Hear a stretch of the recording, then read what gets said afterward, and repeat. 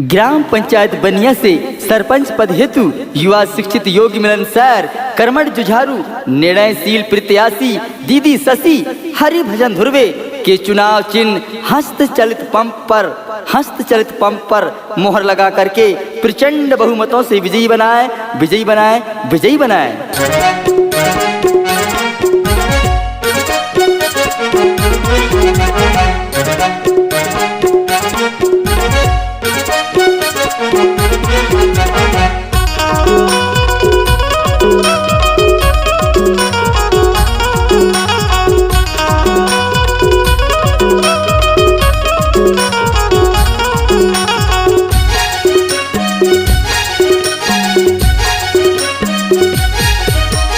हस्तचलित pump माँ मोहार लागैया एगा भैया शशि हरि भजन लाजतैया।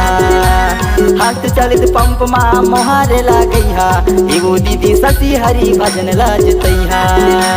हस्तचलित पंप माँ मोहार लागैया एगा भैया हरि भजन पूर्वे लाजतैया।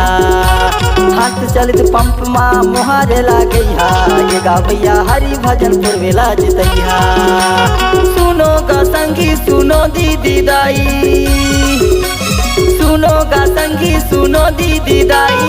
हस्तचलित पंप हवे वो हिच निशानी लगाए देना। हस्तचलित पंप माँ मोहार लागैया एगा भैया शशि हरि भजन लाजतैया। हस्तचलित पंप माँ मोहार लागैया एगो दीदी शशि हरि भजन लाजतैया।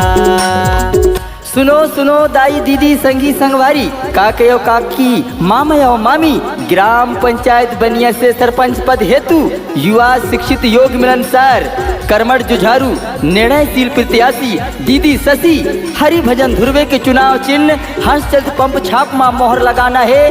हस्तचलित पंप मां मोहर लगाना है और प्रचंड बहुमत से विजयी बनाना है।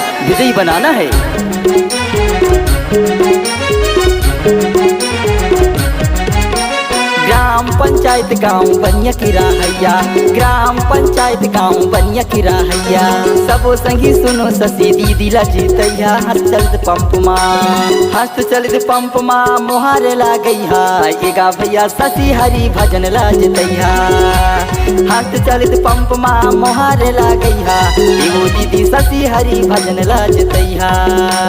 सुनो सुनो दाई दीदी संगी संगवारी काके और काकी मामा और मामी ग्राम पंचायत बनिया से सरपंच पद हेतु युवा शिक्षित योग्य मिलनसार कर्मठ जुझारू निर्णयशील प्रत्याशी दीदी शशि हरिभजन ध्रुवे के चुनाव चिन्ह हस्तचलित पंप छाप मां मोहर लगाना है। हस्तचलित पंप मां मोहर लगाना है और प्रचंड बहुमत से विजयी बनाना है।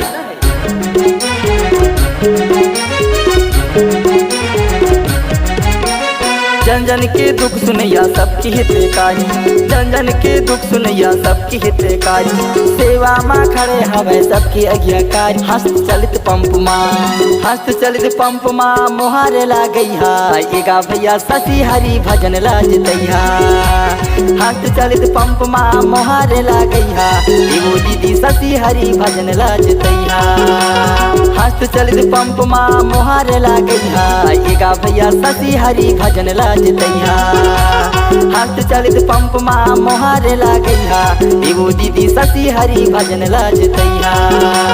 हस्तचलित पंप माँ मोहार लागैया एगा भैया शशि हरि भजन लाजतैया।